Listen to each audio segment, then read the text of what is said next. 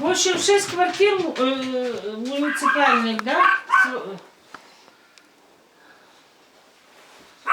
Нет, наших 8 муниципальных квартир. Я имею в виду свободных. А, свободных никто не Раз, два, три у нас.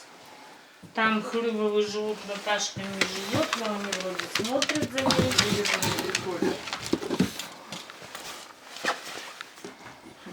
Ты туда не залезешь, запрешься, на Яшковец туда лазить. И а там орал.